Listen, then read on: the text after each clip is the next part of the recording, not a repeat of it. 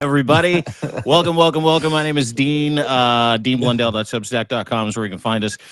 Me, not us, me. You can find us here now because we're broadcasting live right now. You can also find my friend and co-host slash host slash Substack live buddy, Hello. Zev Shalev, Nice to see you, Dean. narrative.org. Nice to see you Good too. to see you And we too. My friend Jacob's here.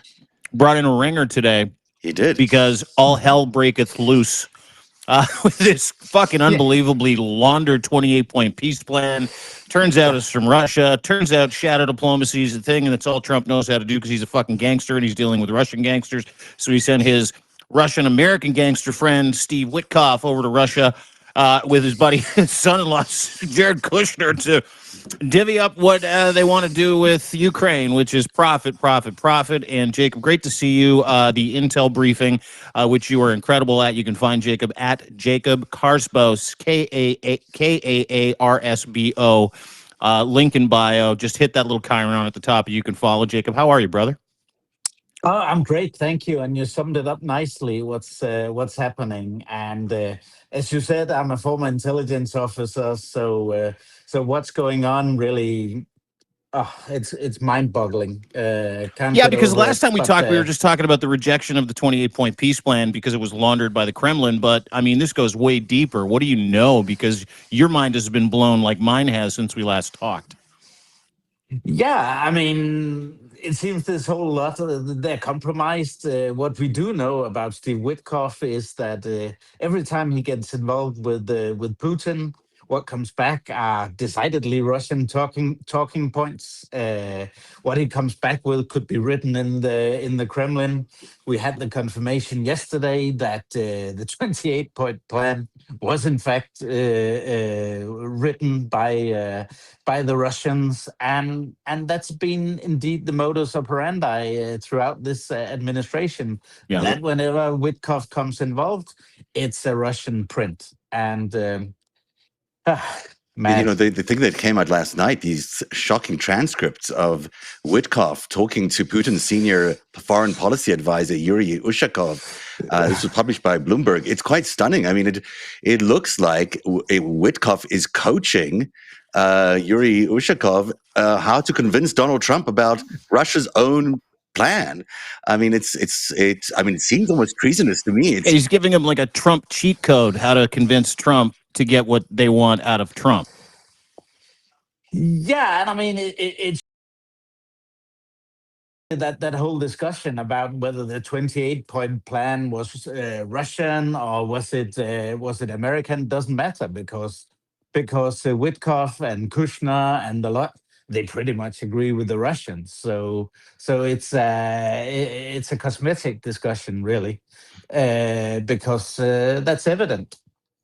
So does this happen often? I mean, have you ever heard of a situation where you've got a advisor to a party now in these talks who's doing the other side's bidding like this in such an obvious way? I mean, I've never heard of anything so ridiculous in my life, that especially with America, I mean, of all countries.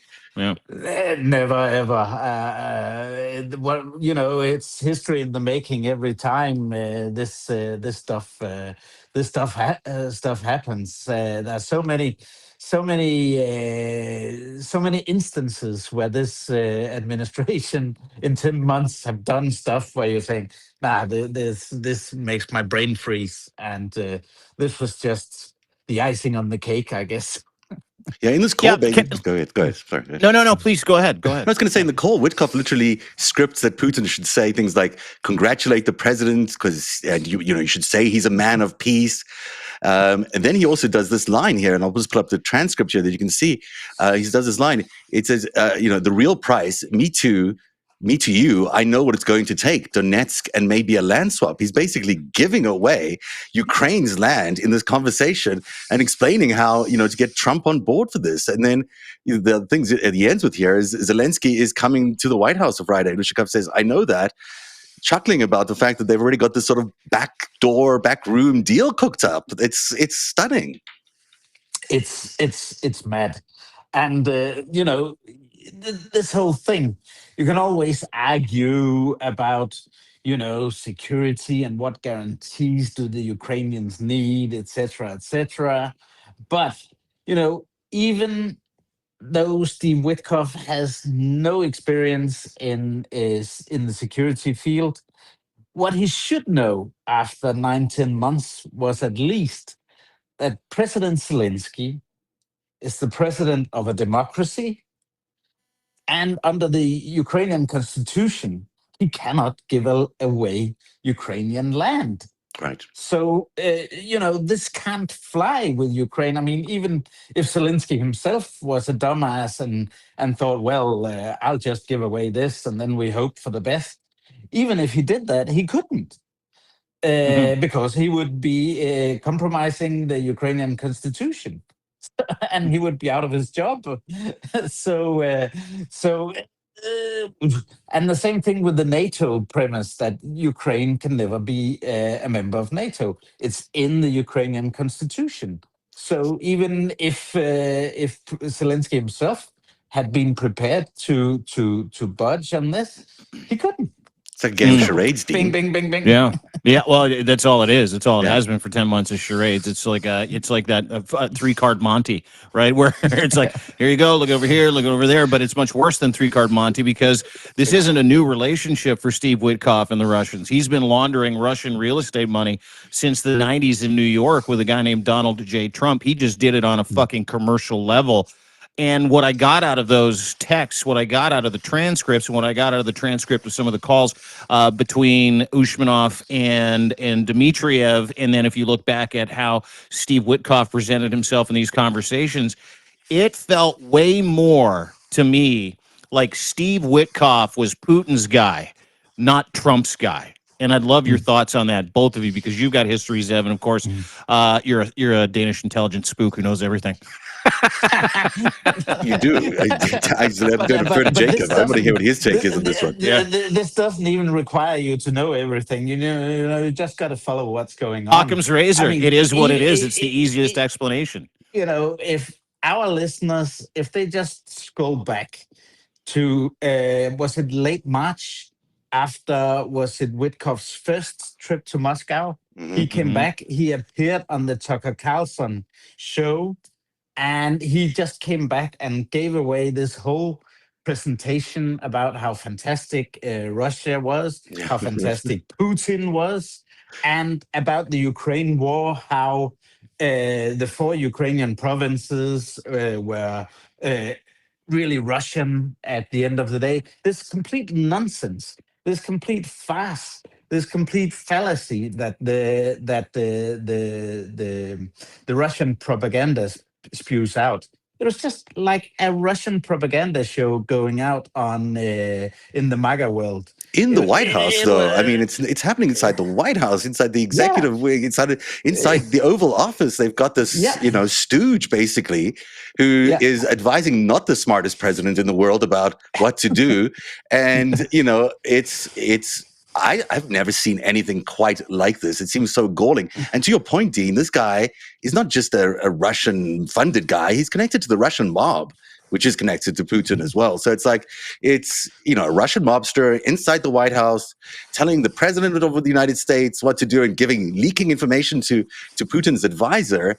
I mean, any pretense of this isn't a Russian as how to corner stooge. his president, as how to corner his president, exactly, as how to get what they want out of his president. What do they call that in your country, Jacob? Well, I'm sure I would be thrown in jail quite quickly if I did that.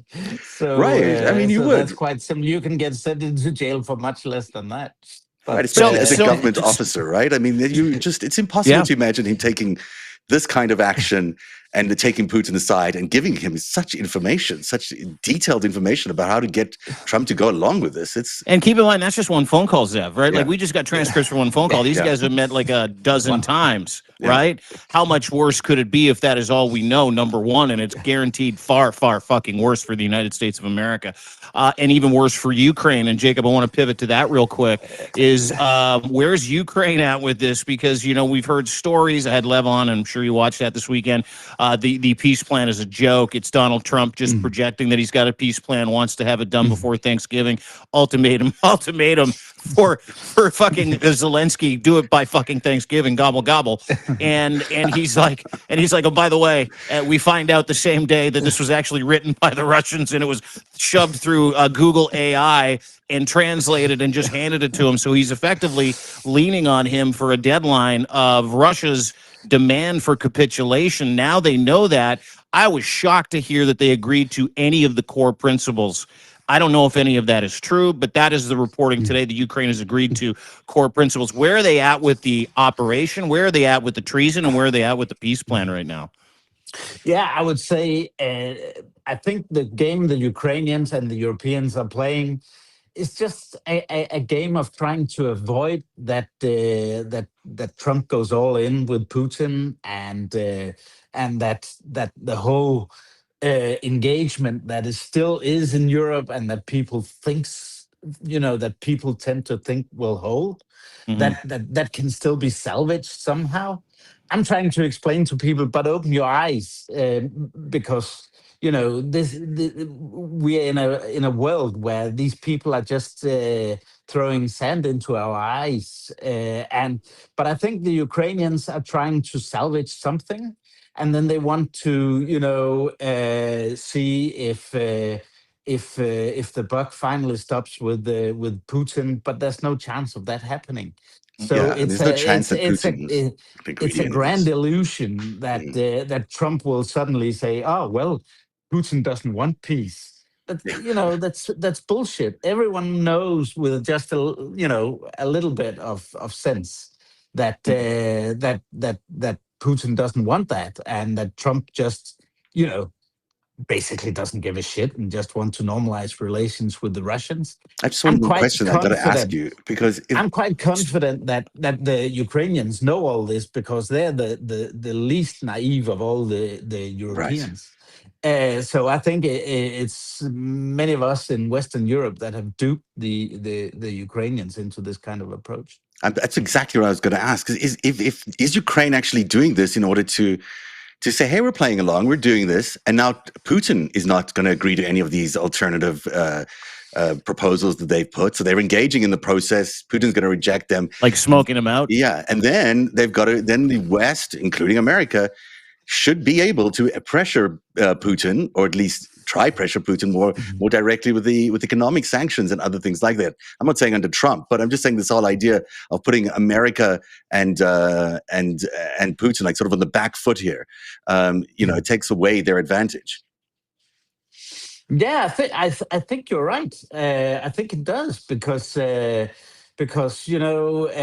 keeps us from doing what we should be doing, and that's also the game Putin is playing, and that's why he wants Trump and Steve Witkoff and a lot to keep going with this nonsensical diplomacy, and that's actually just to muddy the waters, to throw sand into our eyes, and to keep us from doing the right thing.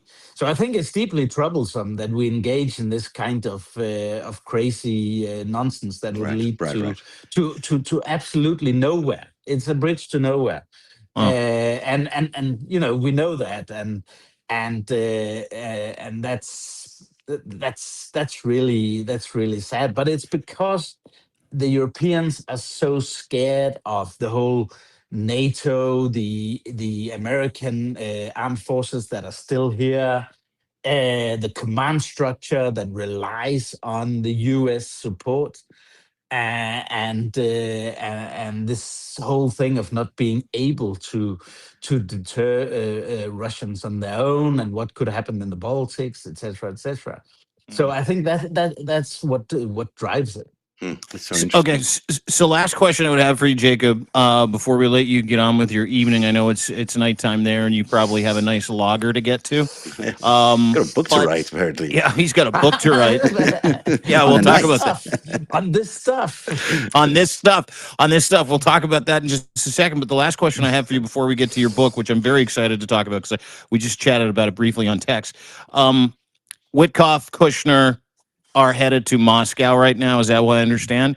Do you trust them? No. That's a very good question.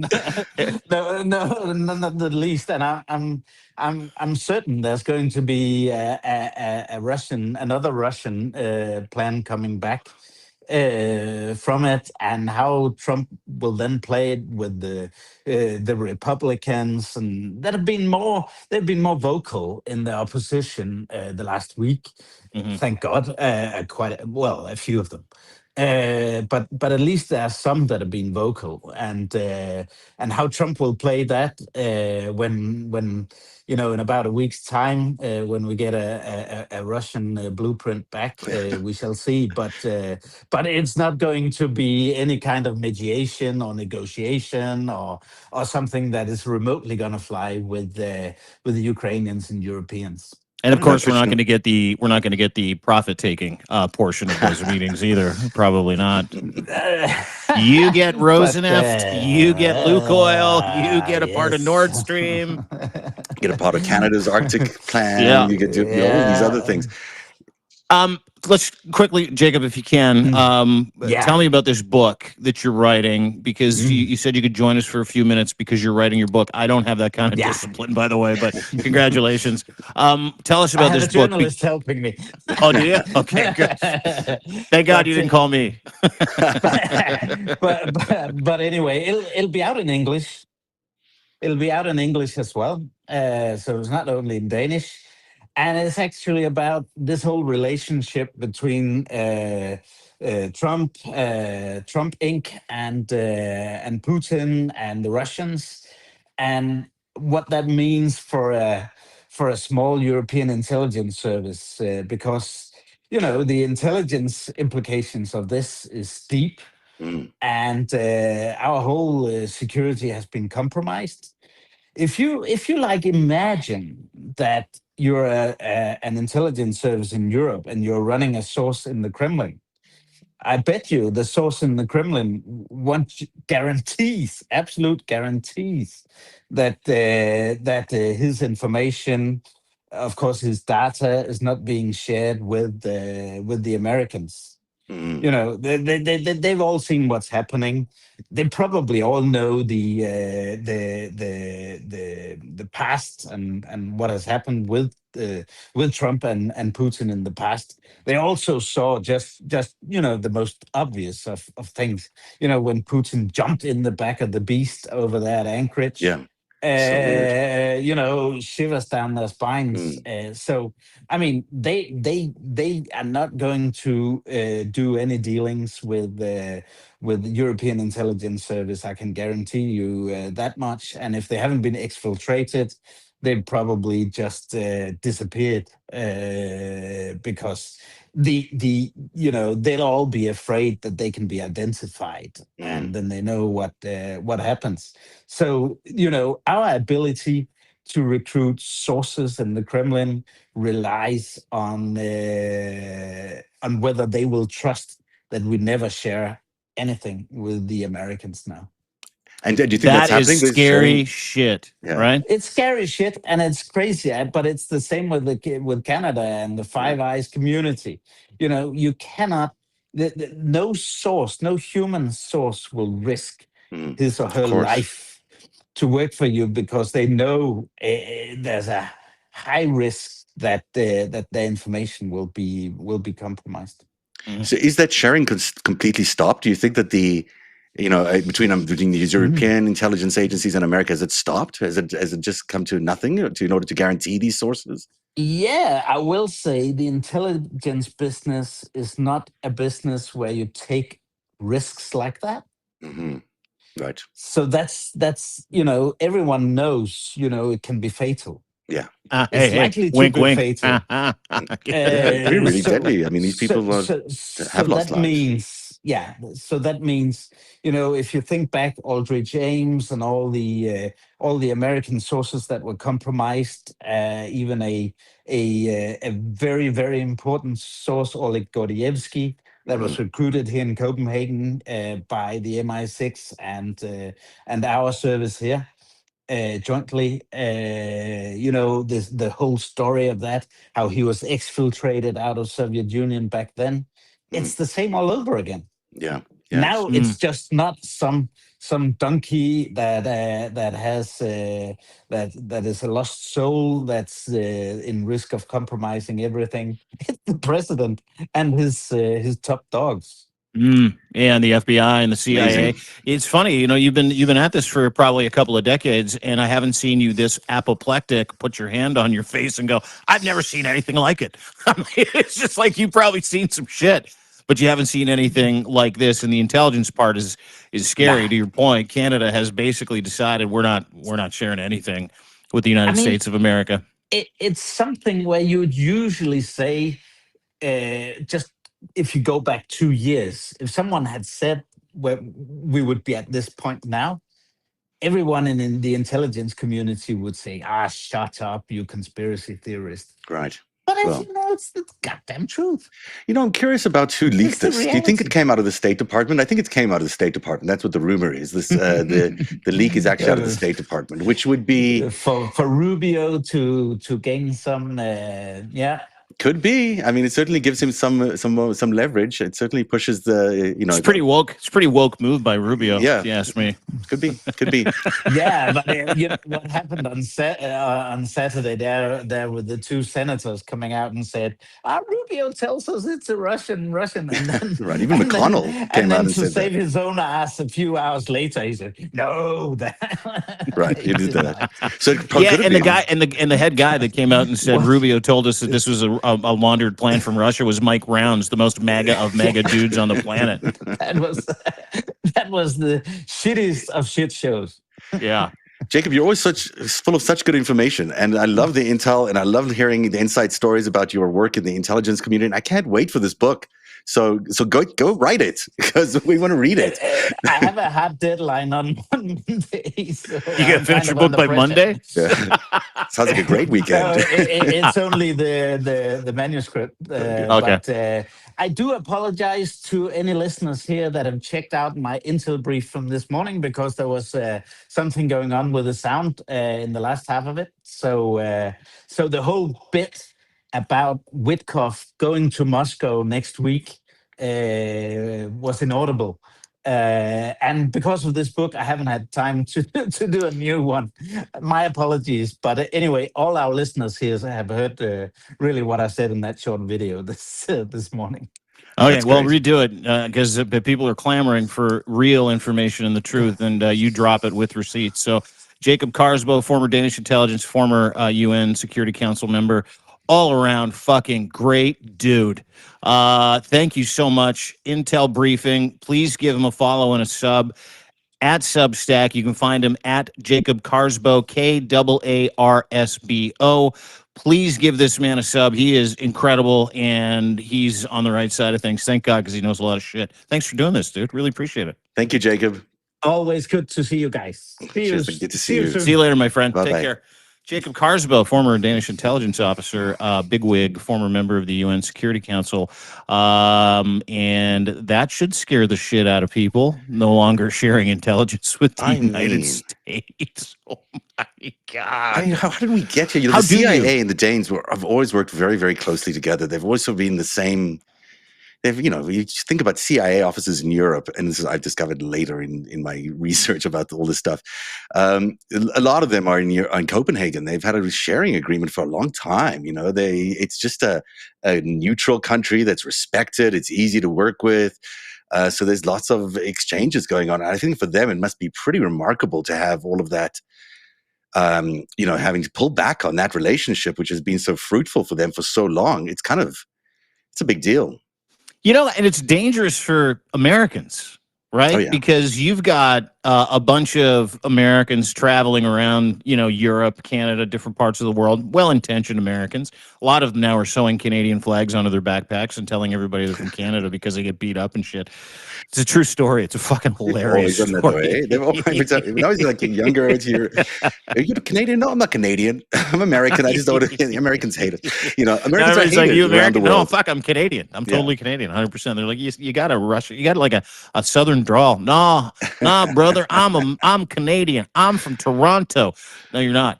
But the interesting part here is the information that's not going to the United States to protect U.S. citizens because they can't trust the United States with that information. Yeah. They can't trust that the Trump regime is going to take that information and use it dutifully and responsibly to protect Canadians. And it's not just Denmark. Holland the other day, if you remember a couple of weeks ago, they announced that they're not going to share any information with Trump and the Trump regime anymore. No more intel. Canada quietly curbed that over the past 10 months as well. The UK has curbed it. France has curbed it.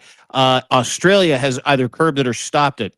And so there's this organization of several countries known as the Five Eyes. Canada's one of them, Australia, New Zealand, UK, and the United States. And this is a very, very important information intel sharing partnership between these countries because of the continental and geographic, information that they get when it comes to protecting all of those democracies in the free world. And four of the Five Eyes have basically stopped sharing that information with the United States of America. Yeah, I mean, it is not a good sign. It's unbelievable when you think about it. This has been good for America and good for Europe. It's been good for Australia. It's been good for New Zealand, Canada, because the information sharing goes both ways. I mean, some countries are better at some things than other countries, and so the United States has lost a lot of data from these, respected intelligence agencies in the UK and in Canada, and now the reverse is true too. So. Plus, there's been all sorts of sharing. In Canada, they spy on Americans for America, or they used to. That stuff is not around, I don't think, as much anymore. I don't think that happens anymore, and I think that is also weakens the whole system. Whether you agree with it or not, it still weakens the whole system. And just to get back to what Witkoff is doing here, I mean, Witkoff is selling out America, selling out Ukrainians. He's on the government payroll as a senior advisor to Donald Trump, the president of the United States. And he's telling Vladimir Putin how to convince Trump to accept this ridiculous plan, which is completely terrible for the Ukrainian people. Yeah. And our allies in Ukraine. I mean, they don't just, these are our allies. The people who are defending democracy in Europe, the people who are pushing back against Russian aggression in Europe. And Steve Witkoff should resign. Mm-hmm. Donald Trump should go to jail, but that's a whole other thing. But Steve Witkoff should be in jail right now. Yeah, if this is 1987, Steve Witkoff's in jail. They're investigating Mark Kelly. I mean, seriously, their FBI is investigating Mark Kelly, but not Steve Witkoff. Yeah. That is insane. I mean, it's completely lopsided. Steve Witkoff obviously committed a crime here, or something pretty close to a crime. This is not standard negotiation. Dozens. And listen, those crimes that's just not associated with his, working for Russia to try and bend Trump's arm because he's got a close relationship with Trump, and Trump so fucking stupid and so interested in power. He's like, tell me what he said. Tell me what he said. You can just see him salivating every time Witkoff gives him a call, and he's given him a ton of bunk information before as well, where maybe Putin played him. If you remember that whole thing about Donetsk at first, they're like, yeah, you can have all this stuff, and they misunderstood anything and everything that Putin and Lavrov told them. And they're like, oh, what? They lost in translation. But to your point, and you have context on this too, Steve Witkoff left a legal career as soon as the Cold War ended because he had Russian oligarch clients, and they said, hey, why don't you do us a favor? Because we're taking all the rubles out of Russia because the dollar's collapsed, and we need a place to put hundreds of billions of dollars, and we want to infiltrate. We want to buy properties and hotels and businesses. We want to wash billions of dollars. And to your point, this is also the point of the Greatest Heist Book 1 and Book 2 series, which, Steve Witkoff and Donald Trump were ground zero for that. And worked cleverly with Russians. Trump on a smaller scale, if you can believe it. Witkoff was the commercial rinser for the Russian mob and the oligarchs. He has had a relationship with these sick fucks in Russia for 35 fucking years. And whether he's done it wittingly or unwittingly, these are the reasons we've had so much financial crises over and over again. And that is the topic of the Greatest Heist. Is just these crises were started on purpose. These crashes of this market, this inflation of all these mortgage-backed securities, all this kind of stuff, that ties directly to Witkoff. And then now his sons are involved in this crypto thing, which is that right? Is that crypto? It is his son. Yeah, Zach. Yeah, he's in business with Uday and Kusei Trump. This is ridiculous. I mean, it's yet another scheme on top of another scheme on top of another scheme. Now he's trying to sell out to Ukraine. It's just ridiculous. And it ties in with our number 5 story, which was originally number 5, which is all about the 11th Circuit Court of Appeals, including 2 Trump appointees. This is a panel of 3 judges just unanimously upheld the dismissal of Trump's lawsuit against Hillary Clinton and 28 others that tried to prove Trump-Russia was a fabricated hoax. It also upheld over $1 million in sanctions against Trump and his lawyer, Alina Habba, for filing frivolous claims based on knowingly false allegations. This is, in my opinion, a really serious story. If so many courts... Is that why you're laughing? Or are you just laughing because that's the second time an unprecedented thing like this has happened to Trump this week? I'm laughing because it's so obvious, and yet people are just refusing to see it. I mean, it's sort of like, when does the media wake up and say, well, this is important because if it's not a hoax, if Trump-Russia is not a hoax, then it's fact, then it's true that the Russians have a Manchurian candidate in the White House right now. Mm-hmm. I mean, we've gone through many court cases now. Every single one has been shut down. Every single time Trump has tried to say, this is a hoax, it's failed and failed miserably. And I mean, that logic, that final logical step is just not happening for the media in America. And for everybody else, because you're the only person. You're the only person that's reporting on this story, by the way. Yeah, I know. Isn't that weird?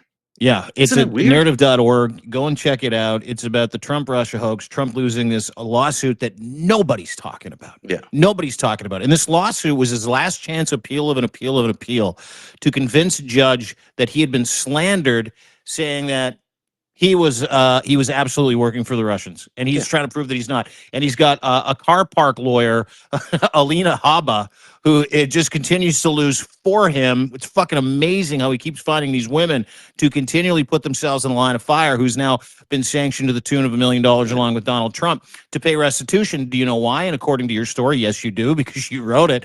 Because the judge basically said, you use lawfare like a fucking idiot.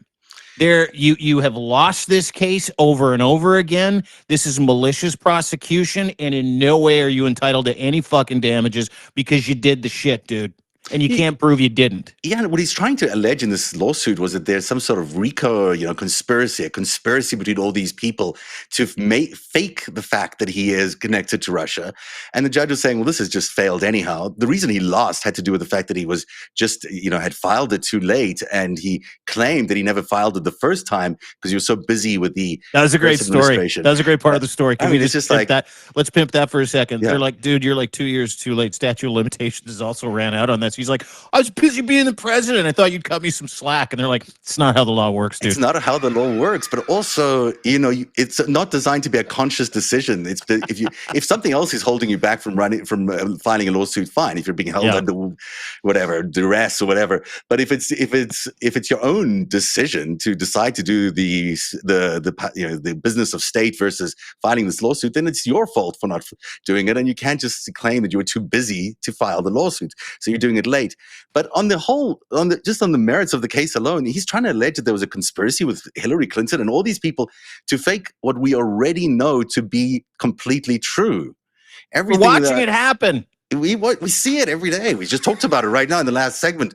I've been reporting it since December 2016 that this president is compromised by Russia, and it's not okay. I mean, that isn't actually an okay thing under any circumstances. The fact that we now have all these courts again and again proving that Trump-Russia is not a hoax, to me means it's real, it's true, it's factual. There's a lot of reporting, a lot of other evidence from Mueller and everybody else where the convictions did hold up, that that it is true.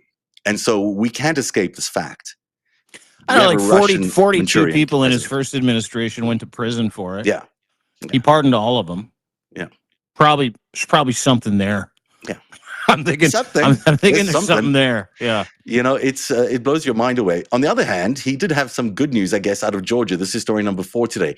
Georgia prosecutor Peter Skandalakis filed a 23-page motion today dismissing all charges against Trump in the 2020 election interference case.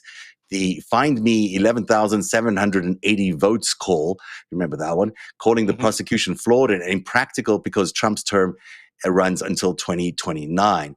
So he is no longer facing any charges in Georgia. Fani Willis's case was questionable all the way through. But, in some ways, he gets some reprieve there. However, it doesn't excuse the fact that he is also going after the other case, which was brought by the special counsel, whose name I can't remember, Jack Smith. Jack Yeah, Smith, tough sorry. one. Tough one to remember. Oh, it's been a long day when you're like, Jack, I can't remember. Jack Smith. Smith. You Such nailed an unusual it, name, man. Can I just point out the Russia lawsuit, last chance lawsuit appeal failed miserably, lost that this week. His attempt to indict James Comey, Letitia James, failed miserably. Same thing, malicious prosecution. Your person's illegal. You're just a fucking idiot. Lost that this week. That's literally what happened. Yeah. And this other loss, the Georgia election rigging attempt to overturn the 2020 election. This one's interesting because it fits the same MO of all of these. He's trying to figure out a way to use the Justice Department and lawyers and finding the right judge to literally legally change history. Change the legal history so he can point to the fact that in no way did he try to, it started a fucking insurrection, which we all watched. We all watched it. Watched it. People died. There's human beings, fucking cops died, pepper spray, beatings, nooses. Like, I mean, we watched it. Representatives that never barricaded happened. Inside the chamber, fearing for their lives. People with weapons all the way around them, trying to bash in there. Yeah, we saw it live. We watched it. Yeah. We watched it. It wasn't a fucking tour of the Capitol building that went bad. It wasn't a fucking, you guys are just here to see Washington. They stormed Congress. They stormed Congress with guns, knives, took a shit on Nancy Pelosi's desk. That's just inhuman. I can't imagine. And they're like, oh, it's no big deal. So he's trying to change that history. He's trying to change his Russia history. He's trying to change his election rigging history. He's trying to change history around his involvement with the Jeffrey Epstein pedophile sex trafficking network. He's trying to change history so he can point to history that he tried to change and go, look, I didn't do anything wrong. But you can't at this point because he can't stop losing. The judiciary is standing up. The Constitution is holding. It's shaking, but it's holding. Like the Millennium Falcon jumping to warp speed. It's like, hold on. And it's starting to move now. I like Star Wars, so, if you don't like the references, forget it. But it's starting to move now. But every single one of these losses, even the win that he had today, is about changing the reality and the history around Donald Trump's attempt to fucking murder people and militarize an army of morons in a cult to take over the United States of America.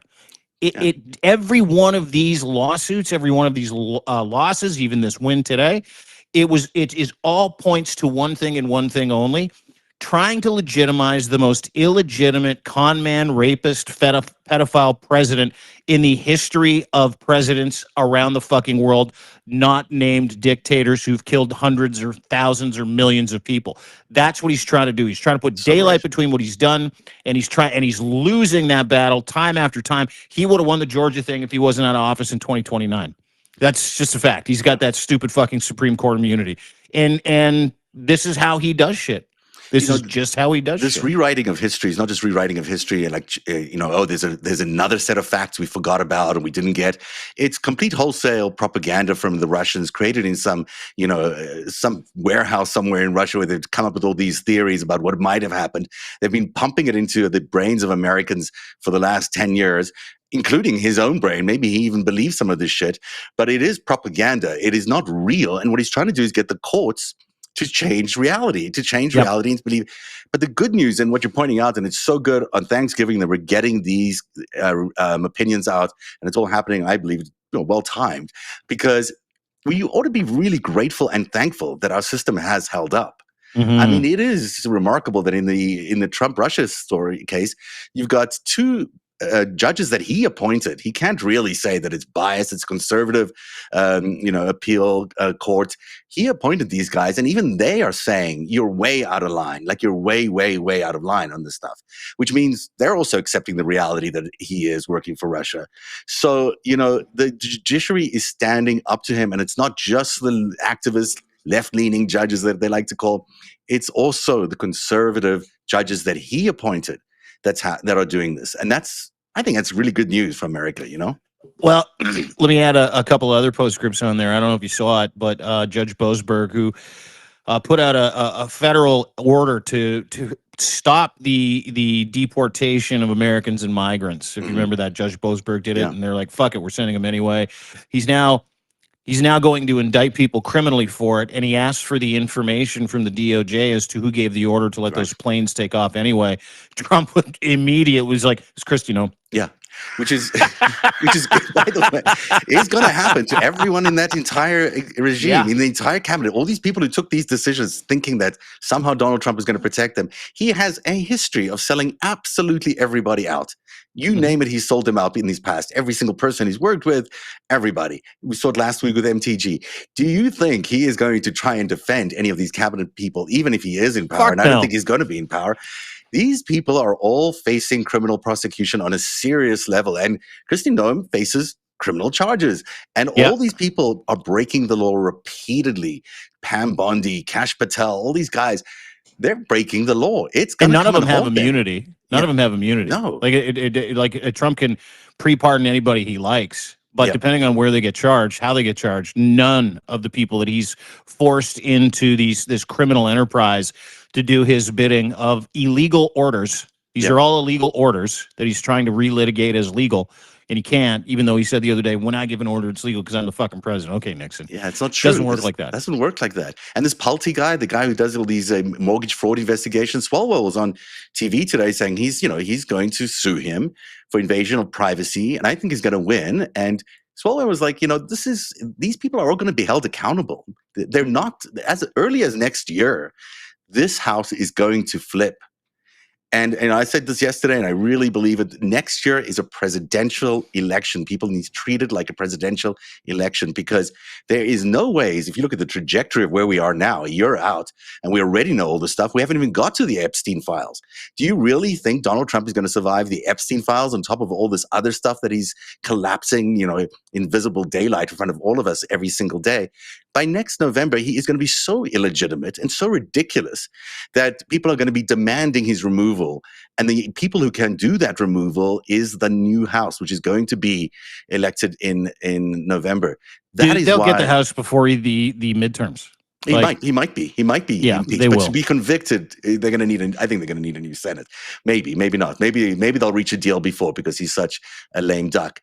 But still, whoever is the Speaker of the House is in the line of succession and can be named the next president of the United States. Now, Can I ask you a question? Yeah. Does the vice president of the United States have the same immunity as the president of the United States? I don't know the answer to that. I think he was given the same immunity. I mean, maybe it can be passed over, but I don't think, I think it's going to be negotiated out. I don't think they'll ever go to trial on something like this. I think the political winds are going to dictate that Trump and Vance can't be, in power anymore, and they've got to resign. Can I give you my perfect scenario? Yeah. Let me give you my perfect scenario. Give me the perfect scenario. And ladies and gentlemen, this should be your perfect scenario too. Mass resignations, which are coming. By the way, we've all heard the stories. They're coming. Gavel goes to Jeffries. House flips maybe early in the new year. They impeach, they indict, and they convict Trump, Vance, Rubio, fucking Stephen Miller. I'm really excited for that one. And and then they give Trump the ultimatum. Hey, we'll let you keep that money that you stole, all 10 billion in crypto. We'll let you keep your ill-gotten gains, whatever you need. Fuck, we'll even let you keep that plane. We'll even let you keep that flying golden Qatari Palace plane. But what you have to do, and I was talking with this with a friend of mine who will go nameless right now because I don't want to out him because he knows things. what you have to do is you have to give up the ability to pardon anybody not named Trump, Mhm. no matter who they are. They don't share your last name, not allowed to pardon. You can keep all the shit. You can keep all the garbage you stole. You can go live and die a miserable life in Mar-a-Lago as a fucking stain on Why not American throw him in history. jail? I don't get why we don't throw him in jail. Well, Because- here, I'm not done. Yeah, okay, sorry. And then he signs a paper, and you take all of his shit, and you throw him in jail anyway. Okay, I'll buy that too. I mean, Come on, baby. I think the reality of it is someone is going to march into his office pretty soon and say, this is not happening anymore. This is, you have no legitimacy. This is a story we're going to do next week. I don't want to reveal it yet, but there's a big story about how the elections were really rigged in the last round. And that is going to be becoming more and more and more evident for people. And he's cheated his way into office. He's cheated his time in office has been about making himself richer and being corrupt and making his network richer. I think he has got to go to face some sort of accountability. However we do it, he's going to have to face some sort of accountability. And I think that should just be like any other citizen, like any other ordinary dude in America in front of a court. I think he's got to be arrested and judged. And I think he's got to have his right to defend himself like every other person has the right to do. And good luck with that, Donald Trump. And good luck with that, J.D. Vance. Do you see any of these pictures and videos of P. Diddy coming out of the jail that he's currently serving his time in? No. So you're not allowed, if you're a prisoner, you're not allowed hair dye or makeup. Right. Oh. P. Diddy does. We'll get some sweet shots of a 85-year-old. We should get some renderings of what Donald Trump looks like without hair dye and makeup. He's going to look like, he's going to look like a Russian mobster who's in jail for the rest of his life, which is what he is. It's what. Do you know what he's going to look like? He's going to look like at that point, because you can't hide all the shit all over his face and all the pock marks and the wrinkles. He's gonna look like his balls. That's what he's. That's a terrible visual. It's a terrible visual with gray hair and a massive bald spot. Speaking of Russian mobsters doing crazy things, so this is from deanblundell.substack.com. Convicted Brazilian coup leader Jair Bolsonaro took a soldering iron to his ankle monitor Friday night in what prosecutors say was an escape attempt. He is trying to escape. And Trump told reporters the next morning he'd spoken to Bolsonaro last night and they were planning to meet very soon. What's going on? So Trump was trying to help a convicted felon who tried to overthrow the government in Brazil? Latest available reporting would dictate that there is a link there. Yeah, I don't know if you watched Maddow the other day. She kind of put a couple things together, and since then, some other people have come out. I wrote a piece about it. You can go read it at deanblundell.substack.com. Short strokes are this. Jair Bolsonaro, former Brazilian president, hard right, called himself Tropical Trump. I'm Tropical Trump, everybody. Look at me and my banana that didn't drink. age well. Tropical Trump. Oh my God. Anyway, Tropical Trump engineers a coup when he loses the election, tries to storm. There's a major news story happening. Are you watching this thing about the two National Guardsmen dead after shooting near the White House, according to the West Virginia governor? No. I'm going to just see if I can pull it up here because this is just happening as we're talking. But keep going while I just try to figure this out. It's just yeah. Well, you're now my story has no interest. But here, bottom line is this: the night before Jair Bolsonaro gets arrested, he's on the phone with Donald Trump at around 11 o'clock at night, and he's like, they hatch apparently this plan where the Bolsonaro son goes out front, starts a prayer vigil for his dad. And in the commotion, he sneaks out the back door, runs to the U.S. Embassy. He gets asylum, and then Donald Trump brings him to the United States of America, where he can live a happy tropical Trump life in Miami, I guess. And to do that, he had to shake his ankle monitor, meaning he had to get rid of it because the Brazilian government's keeping tabs on him. House arrest. He was sentenced to 27 years in prison for literally trying to take over the country, start an insurrection, and kill the now President Lula of Brazil. Apparently a good dude. Anyway, long story short, he looks at his kids and he's like, "Give me a soldering iron." If you don't know what a soldering iron is, it's a little hot little rod that you heat up like wires, so you melt stuff so you can fuse metal things. That's what a soldering iron is for. It's also for prison tattoos, but I don't want to get into that. Anyway, long story short, The Brazilian government and the local police get a ping that someone's trying to fuck with this ankle monitor. So after Trump hangs up with them, he's desperately trying to get this ankle monitor off so he can make a break for the U.S. embassy and Trump can bring him up to the United States. And Brazilian authorities park down the street, get a note. They're like, he's trying to fuck with the ankle monitor. They literally bum rush Jair Bolsonaro's house, catch him in the act of trying to get the ankle monitor off. You can see the picture of Dean really? Blundell. They catch him in the act of Oh, it? yeah. You can see the pictures of it at deanblundell.substack.com. There's a video there with the Brazilian law enforcement officer kind of showing it to Bolsonaro while it's still on his leg. And he's like, yeah, I was paranoid. What do you want from me? I was afraid they were coming to get me. Is his excuse? I was paranoid? I mean, and the president of the United States associated with this guy, which is just like, beyond. Well, the great part was that, dude, here's the great part.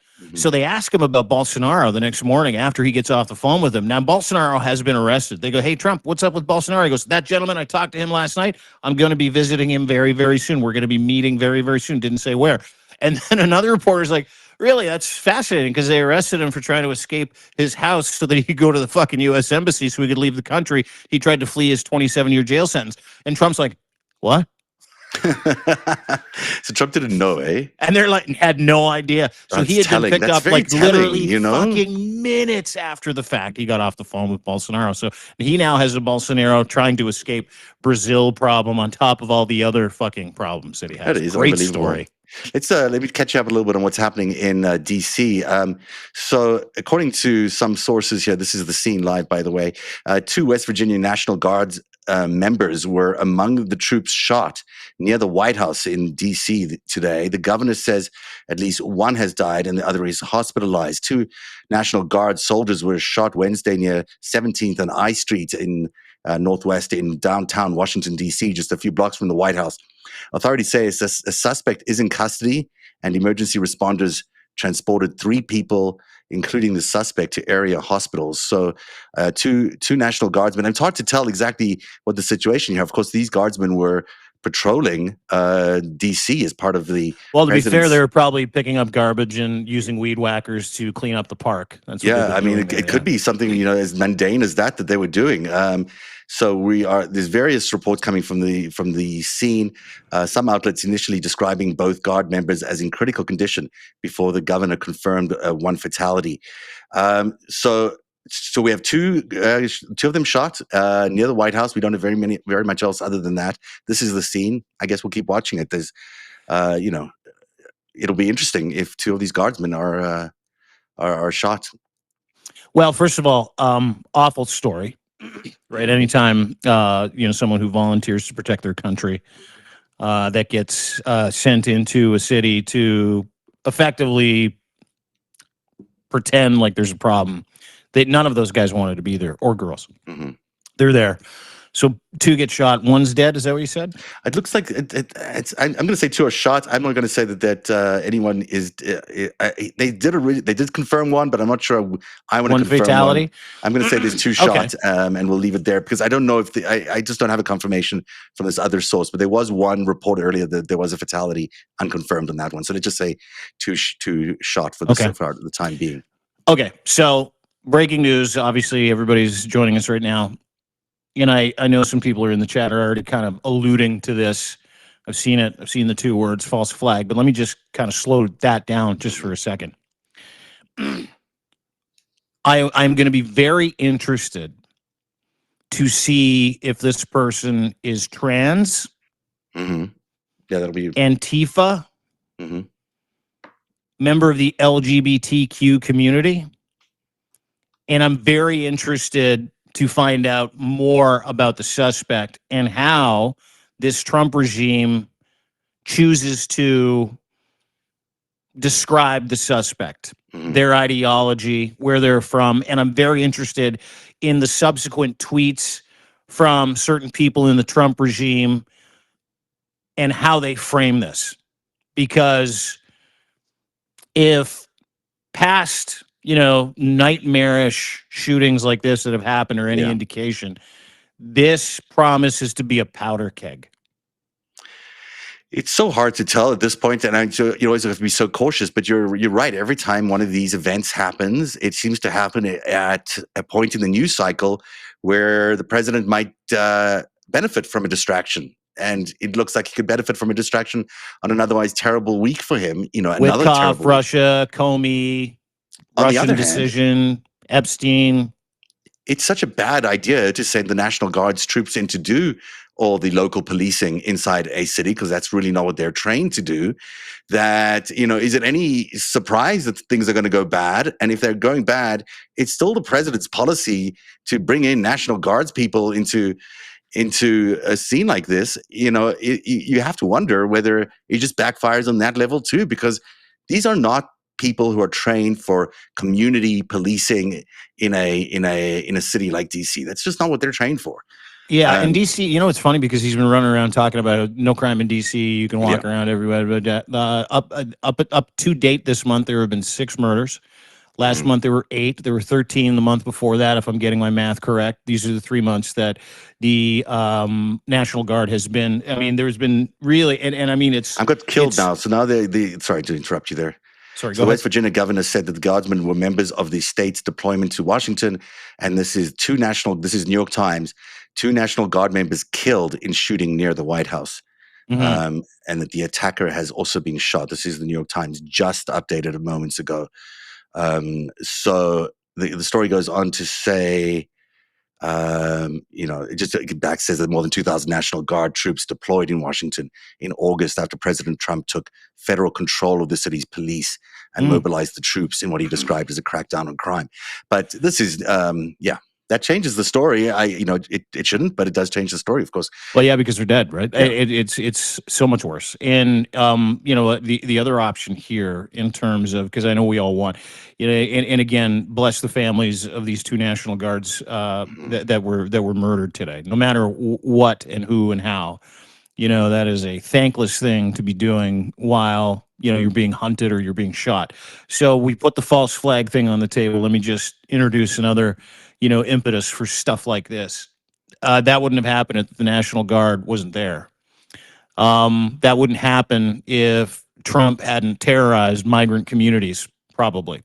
If indeed this is a person that is not connected in any way, shape, or form, and if indeed this is not a false flag event, I'm trying to cover a lot of bases here and protect myself and also not rush to any judgment. But, this was a matter of time.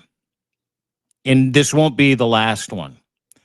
This won't be the last time someone that Trump has, for perception reasons, forced into a place to strong arm the people in that place, taking away human rights of the people in that place, whether it be ICE goons, DHS, the Gestapo, Greg Bovino, all of those guys. The temperature has been raised to a point where, it was really fascinating. I've got Ken Harbaugh on the show on Friday, the Valor Network. He's a Navy vet.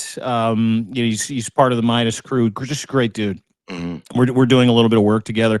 So he's going to join me. And he said something, and it's funny because as soon as you announce this, I'm like, oh, it's happening. Ken said that this is a matter of time. For whatever the impetus it is, whatever reasoning that goes into this, and there's no reason to kill anybody, but when we find out the reasoning, provided we can trust that reasoning and why this happened, it was a matter of time. And Ken said this. He was surprised that something like this hadn't happened yet. Yeah, it's true. This is one of those things that we've been thinking about for a long time because America's very unprotected in many regards. We talked about it with Jacob earlier on. Without having the intelligence that they're used to getting, the FBI officers are not on the streets; they're out there. Sorry, I'll try to fix your framing. Oh no, I got it. I'll just move my camera back, dude. I got a physical answer for that. Yeah, it's a good way of doing things. The FBI is out there arresting people on behalf of the ICE, immigration crackdown. So instead of people doing the work that they should be doing, which is preventing crime, instead of people out there investigating possible leads, the entire Justice Department is completely messed up. It's completely become weaponized. FBI is not on the clock. They're not doing what they need to do. The National Guards are replacing injecting themselves into the policing on the street level. That is also very complicated when you start messing with the way police, departments have relationships with their communities, how they get information back and forth. we have lost all of that because the Trump administration is so determined to be so divisive and disruptive of everything that, you land up in a situation where you can see how this would have happened. And the fact that it hasn't happened sooner is not really, it doesn't really, it's not no comfort, of course, but it's surprising that it hasn't happened sooner. But here we are now facing, these two West Virginia National Guard members fatally shot outside the White House. Patrick Morrissey said the West Virginia governor said this on X. This is his statement. These brave West Virginians lost their lives in the service of their country, wrote Morrissey. We are in ongoing contact with federal officials as the investigation continues. Our entire state grieves with their families, their loved ones, and the Guard community. West Virginia will never forget their service or their sacrifice, and we will demand full accountability for this horrific act. Just happened at 3 p.m., by the way. And one person in custody, so that we've got that person. He's alive. It seems the shooter. The shooting happened at the corner of 17th and H Street Northwest, and 3 gunshot victims were transported to the hospital, according to DC. So obviously, only those are 3 additional, or those the 3 including the National Guard members. I'm not sure, but it sounds like it's. We'll figure it out. Yeah. I listen. I'm ruminating as you're talking. Mm-hmm. You can. You can blame psychosis, lone wolf. You can blame false flag, or you can blame angry, nutty citizen that was sick and tired of being sick and tired, and what Trump has done to states like Washington, D.C., or districts like Washington, D.C., states like Portland, Oregon. And to Ken Harbaugh's point, surprised it hasn't happened sooner. This is Donald Trump. He's got to wear this. This is he did this. You can attribute the death of those 2 National Guards people to Donald Trump's desire to destroy America by turning a lie into a fucking TV show and into your reality. And that effort to tell everybody that he's a tough guy, he's a strong guy, he's a law and order guy, sent hundreds, if not thousands, of National Guardsmen and women into Washington, D.C. to help ICE goons and DHS goons terrorize that city. Now, a lot of those National Guards people, and I got to be careful with what I say, are probably so fucking sick and tired of it too, right? Can't speak for the ICE goons. They're probably enjoying it. Same thing with whatever strong-arm DHS guy that they brought in there. But they were there just to protect, the people doing the work, and that work was terrible fucking work on behalf of a dictator. So they're just lumped into the people that are trying to hurt us with the people that are sick of this shit in Washington, D.C. And in no way is that an excuse to shoot anybody. In no way is that an excuse to shoot anybody. But on the list of salient reasons as to why this happened, you got to get that list out there before Donald Trump and his regime use this, paint this. And dude, they did it with fucking Charlie Kirk. They'll have no problem sullying the memory of 2 National Guards people to paint a narrative that helps them create policy to hurt more Americans. We really needed understanding of what was going on here. I mean, it could be that there was some sort of attempt to do something, and these National Guardsmen were able to disrupt that. We just don't know. So there's this talk about this fire that was blazing across in parts of DC. No one's really. I can get a handle on what that really is related to this particular shooting, but there was a fire in the same place. So maybe there was something significant. There's also now video just Sam Stein posted on X, and I'm going to try to get that for you, where you can see the National Guards trying to take down this guy and then getting, I don't know how they were, it's unclear how they were killed. But let me see if I can pull that video up. And, that just reminds us that we are in a very... we're in a very precarious position where the president of the United States could be a target for an attempt to do something, or a terror attack in DC. Of course, is not inconceivable. It's very possible. I'm going to try to put this video up here. So what we got is this is Sam Stein. This is the aftermath, he says. So this is from the window here. Let me see if I can pull this up full screen somehow. Oops. Yeah, it could have been a robbery gone wrong. I mean, they look They like could a really have caught do a you see guy in that? Do you see them action. wrestling? Yep. They're No, really I don't see wrestling. him. Yeah, that's pretty. So that's the guardsman. Just I'm going to try download and play it for you. I can't. But there's they come at him here, and they really. I'll try to zoom in here because it's so hard to see. Best way to do that is this way. Yeah, folks, if you're just joining us, two National Guards, men, women, people, members of the National Guard shot and killed in Washington, D.C., just steps away from the White House around 3 o'clock this afternoon. They have the suspect in custody. Trying not to rush to judgment here, obviously, and trying not to paint this as anybody's operation, an ideological bend, ideologically motivated extremism and violence, trying to stay away from that. National Guard aren't in Washington, D.C. This doesn't happen. Of course, we know why they're there. It's all bullshit anyway. And waiting to see how the Trump regime uses this to their benefit. Okay, there we go. You got the video. Yeah.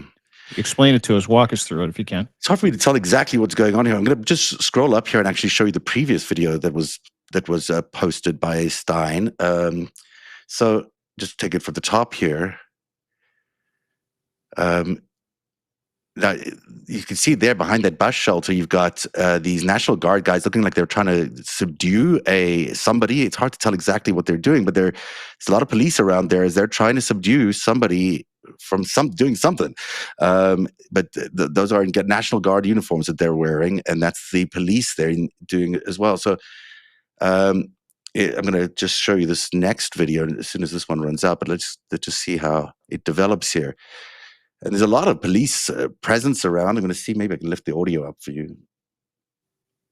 Can you hear that, or is that just coming through me? Maybe you can't. No, I can't hear it. Yeah, can't hear there's it. just sirens going off in the background there. Let me pull this up into a big screen.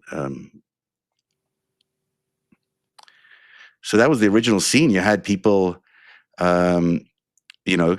basically, I'll just show you the top of it again, trying to subdue. It looks like behind that bus shelter is someone trying to get away from them. They're trying to subdue him. The National Guards people are holding him down.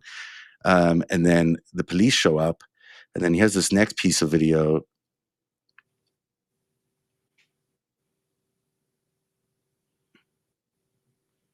I feel like this is after. Yeah, this is after the fact. I think this is after when the they shooting. arrested Yeah. him. Yeah. So I think you had the shooting, and then these guys, the guy trying to make a run for it.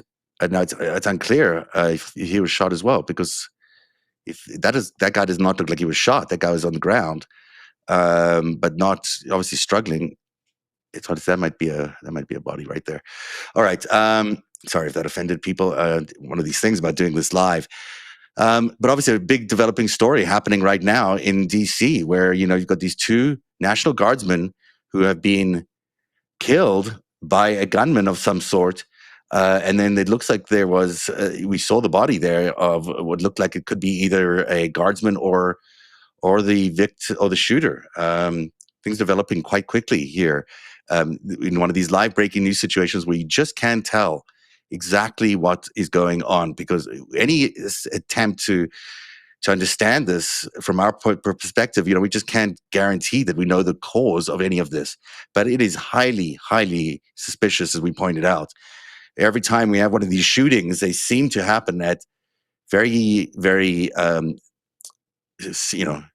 want to say suspicious, but unusual times when the president could use a reprieve from the national attention. Now, of course, this isn't a good news story. There's no good news in this for anybody.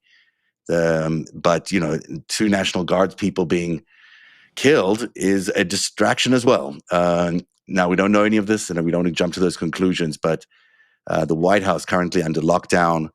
DC looks like it's in full emergency mode right now as they are trying to there are protests happening. Actually, it's interesting around DC as well. Around the White House recently, there have been protests around Lafayette Square and the like. So who knows? Who knows what we're really are dealing with here? And I don't want to speculate. Maybe people on the chat know more than we can tell, because we can't pull the video up with any audio. All I got is these videos showing up. So, Dean, maybe because we just don't have any more information, unless you're finding anything there, we can We can keep Call it. talking, but it's not really helpful, I guess, unless we are able to share something brand new with people. Yeah. I just want to be cautious of not speculating about something that isn't confirmed at this point. No, I think you can ruminate and you can have, some plausible, projected explanations, excuses, operations that will come out of this. And let's just wait. Yeah. Obviously, I think, I don't want to be Cash Patel. You're go, not.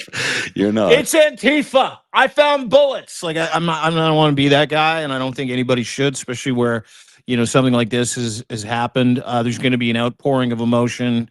This is a service member. These are two volunteer service members who have been told to go and sweep the streets and look like you're protecting ice goons in a city that's targeting via Trump.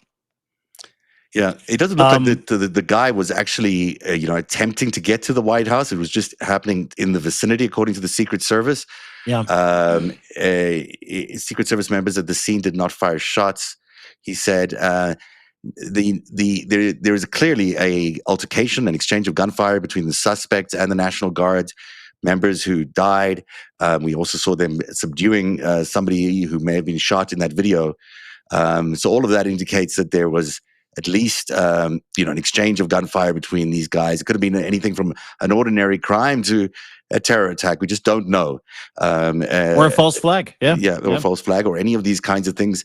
The White House in lockdown, the entire airspace above D.C. Disrupted. There's no flights going in and out right now, as is normal for any event like this, where the president is in the vicinity and the White House could have been targeted in anything. Speaking of, Director Kash Patel said in a social media post Wednesday that the agency is engaged and assisting with the investigation into the shooting of two National Guard troops. That's all he says. Pretty restrained from him.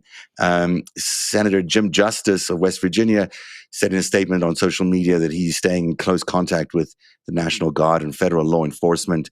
And we will just have to keep watching the story. A dramatic breaking news story in D.C. today is two National Guardsmen killed in an altercation with gunfire with a suspect who is in hospital right now, we believe. And we shall see what his condition is over the next few hours. Yeah, and thoughts and prayers, and I mean that. Like, even though I don't pray, thoughts and very sincere thoughts for the families of the two deceased National Guard members. I think that's very, very important to. It is reminds us today. doesn't it? Yeah, it does. It can happen at any point in time. This Thanksgiving is so heavy for so many people. We're all dealing with an incredibly stressful time, and there's no way to sugarcoat that. The events of the last year have just traumatized us over and over and over again. And here we are seeing yet another tragedy take place, another tragedy on Thanksgiving Eve. There are at least two families that are going to be missing, two very special people at Thanksgiving this year. And that is just part of and this you can say, without not speculating, we just know that the polarization and the stress and the trauma of this administration and the collapse of the Department of Justice and the collapse of the typical FBI activities and the corruption of the system as we've known it has really, left all of us nervous and scared and worried about where we're going to be in the future. I mean, there is lots of good news in the show today in terms of the judges are pushing back, the judicial system is pushing back, the instruments that are meant to be there to check and balance this outrageous attempt at stealing power are working. But, we also have two lives lost in the line of duty in Washington, D.C., just near the White House. There's no way to sugarcoat this. If Donald Trump thinks America is safer or greater, or D.C. is any safer than it was before, this incident proves otherwise. This is a disastrous policy, obviously, bringing in the National Guard into these cities. They shouldn't be there. Judges have ordered them out, and they're just there to back up an immigration policy, which in itself, we didn't even get to this today, but Carolyn Levitt's nephew's mother was picked up in an ICE raid.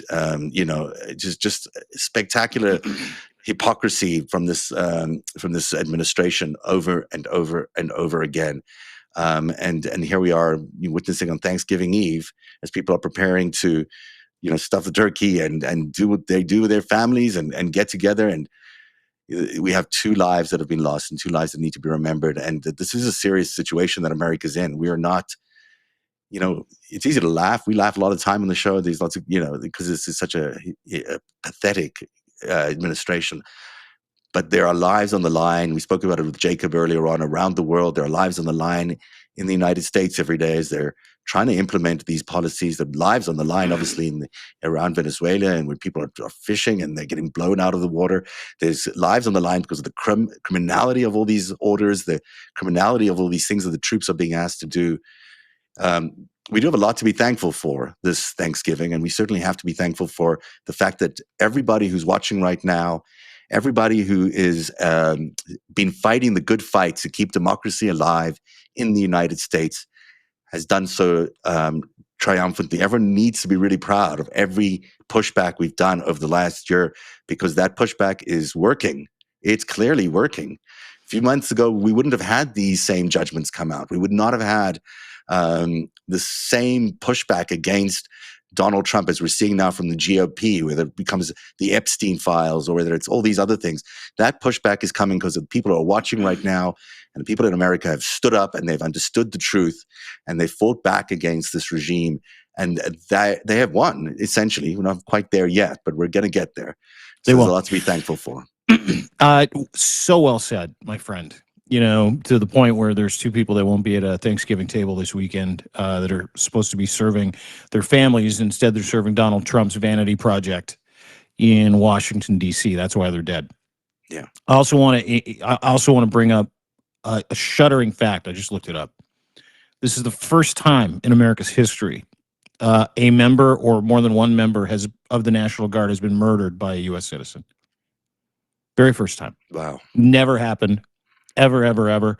17 National Guardsmen died while deployed as part of Operation Lone Star. That was to secure the southern border.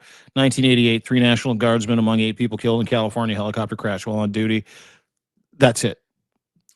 That's it. This is the very first time in America's history where 2 National Guard members, volunteer National Guard members, have been shot and killed while patrolling the United States to keep it safe.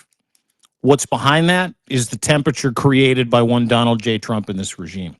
That's what I know today. Yeah. And National Guardsmen are not designed for this duty. They're not designed to go and do urban policing. They don't train for it. They're not geared up for it. They don't know the communities. It's just not what they do. So to send them in to clean up the city when all you're trying to do is suppress protests. That's really what he's trying to do. Suppress protests. Is just exactly why this regime is so hypocritical. It's so devoid of any ethics and morality. It just will do anything to protect themselves and their lies and their mythical world that they've created. But it's now come at a cost of 2 National Guardsmen who shouldn't be there. Police in D.C. are quite capable of doing this, of policing the city, and they're the ones who are trained to do it. So what a way to hit Thanksgiving. Dean, I was going to try and on an uplifting note. I'm not sure that does that, but it's going to be it is. Listen. Empathy is uplifting. Yeah. And this is an odd time for everybody, and we're Canadians, so we live on it. We survive on empathy and the word sorry. Just so you know, it's our lifeblood. But no, this is a really, really important day, and it's an important moment, and it's a reminder to give thanks. It's a reminder of who's raised the temperature in America. So something like this has happened that has never happened in America's history before, where a couple of people volunteering to protect their country within its borders were literally deployed to not do any of that so that Donald Trump could take pictures and tell everybody he's keeping America safe. And DC's a shithole, so I need to take over the police force. That's why they're dead. Yeah. First time in America's history that has happened. But I'm glad it happened while we were on. And because I think, one of the things that I hear from a lot of people when they subscribe or, they send us nice notes or comments and replies is, we're not in the soup because we're removed from it, but we have that 30,000-foot view of what's going on in the United States because we are in Canada, deeply invested. I would say 80% of the people that subscribe to deanblundell.substack.com are American. And that's by design because we want you to have the information that you're not going to get. We want to be able to kind of act as Sherpas. And it's really, really important right now for everybody that does this in a responsible way to have a responsible look at how we narrate, everything when it comes to stuff like this. To do it with empathy, to do it with kindness, do it with love, do it with the families in mind, but also do it with why did this happen? Something that has never, ever happened in America's history before. It's because of Donald Trump. That's why this happened. The X's and the O's and the nuances and the motivation, all of it is going to get spin by everybody. It's going to get a spin from the extreme left. It's going to get a spin from the extreme right. It'll get a furry spin, a trans spin. It's going to get watch what happens. Yeah. That's what's going to happen. I think it's really important for everybody to arm themselves with information, context, so that when you do push back, you do it from a perspective of authority. Which is why we have these conversations, which is very important to us. So please, if you can, come and subscribe, deanblundell.substack.com, narrative.org. We're so grateful you got a chance to spend some time with us. Very sorry that this is our lead-in into Thanksgiving. It's Thanksgiving Thursday tomorrow. I want to tell all of my American friends, I'm so thankful for you. I'm thankful that we get to have a place in your day for an hour a day at 3 o'clock with the FiveStack. It's now an hour and 25 minutes, but we didn't predict that a lot of this shit would happen today. So as we do, we try to be nimble and we try to move to where you need to go. But it all points back into the same direction, is that, Donald Trump and what he's done to the United States has come home to roost. And in a very, very, very disturbing way. Today. And so I'm glad that we got a chance to not just talk about that, but also talk about the other shit that we talked about today. Everything you find from us, narrative.org is where you can find Zev Shalev, deanblundell.substack.com. Please share this with as many people as you can. Hit that heart at the bottom of the screen as many times as you can. Hammer that square with the arrow that sends it. Send it to people. Share it with as many people as you can. Because, this just happened, but I believe this is a responsible way to look at also what happened. Is to do it from, like I said, a position of factual authority, to do it with empathy, and to head off all of the other spin at the pass, because there will be a lot of different people that will want to use the memory of these dead heroes. They're dead heroes that died for no reason, to their political advantage. I don't care who's doing it. Call it the fuck out. Because this is a moment in history that everybody needs to get on the same page. Well done, Dean Blundell from deanblundell.substack.com. We want to wish you a very happy Thanksgiving. There's a lot to be grateful for this year in America because we've been able to push back against this administration. We've been able to really hold their feet to the fire in many ways. And it's because of you and your efforts that have been so profound and successful that this government, this regime is in retreat right now. And I don't think they can even last the year, certainly not until the next election. It just seems unlikely. It is, however, incredibly impactful that as we enter Thanksgiving, on Thanksgiving Eve here in 2025, these are the images that we're seeing out of Washington, D.C. as 2 National Guardsmen are killed in the line of duty, just a short distance away from the White House, which on Thanksgiving Eve is now under lockdown. That's the FiveStack today. We'll see you next time. Thanks for being here tonight.